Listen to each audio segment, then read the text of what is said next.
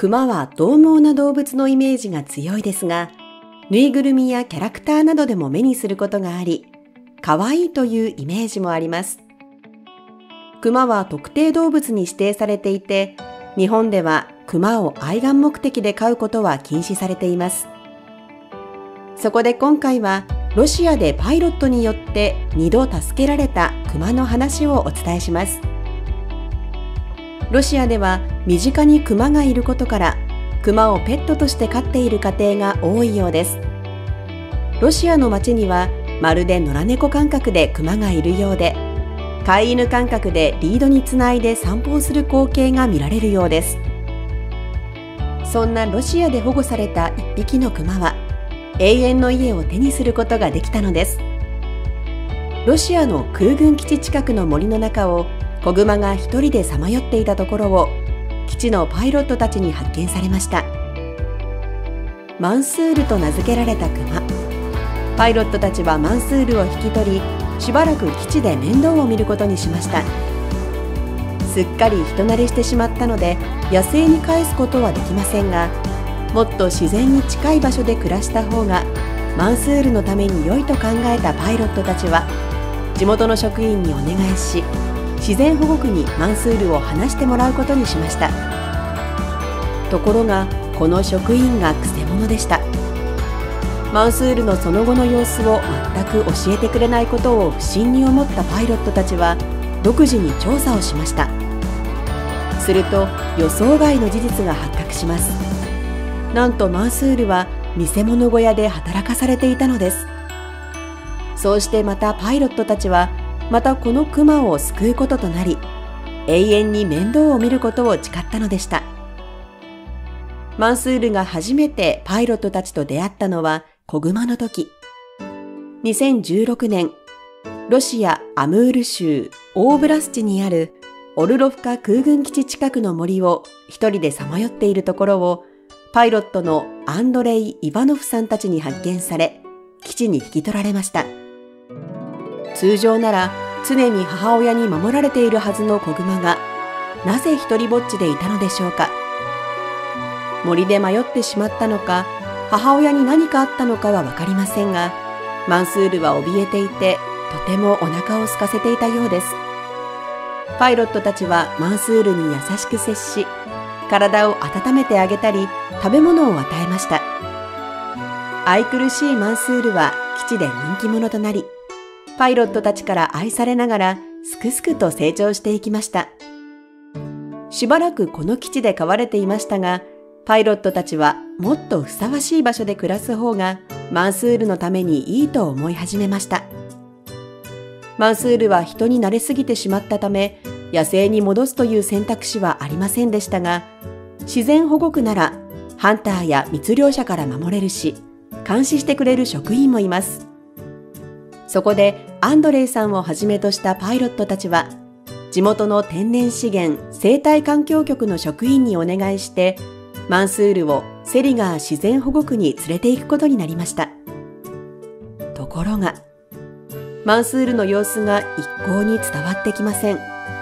職員に尋ねてもうまくはぐらかすばかりで、今マンスールはどうしているかなどを全く教えてくれなかったのです。そこでパイロットたちは独自にマンスールのことを調査してみました。すると衝撃の事実が発覚しました。実はマンスールは保護区には連れて行ってもらえなかったのです。そのままカルガ地区にある熊狩りの本拠地に送られてしまっていたのです。ここは訓練された猟犬がつながれた熊に襲いかかるのを見せ物にする熊狩りの場で、マンスールがとても劣悪な環境にいることが分かりました。マンスールが鎖につながれ、獰猛な犬に攻撃されているのが分かると、パイロットたちはすぐにレスキュー隊を結成してマンスールを救い出し、空軍基地に連れて帰りました。マンスールはすぐにパイロットたちの顔が分かったようでした。喜びのあまり飛び跳ね、抱きついてきて、父親代わりのアンドレイさんの膝で甘えたそうです。かわいそうにマンスールは体は傷だらけで糞まみれのひどい状態でしたが、歯や爪はまだ切られていなかったのは幸いでした。熊狩り用の熊は攻撃する犬を守るために歯や爪を切って丸腰にされてしまうのです。基地に戻ってきたマンスールのためにパイロットたちはシェルターを建てました。そして万が一の時に備えて人間を守るために電気柵を設置しました。マンスールを救い出した瞬間からあの子を他の誰かに渡すなど考えられなくなりました。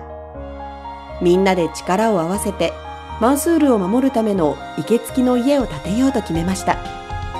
僕たちは彼にとって本当に快適な場所を作ってあげたいのです。彼は僕たちのチームの一員ですから、とアンドレイさんは話しています。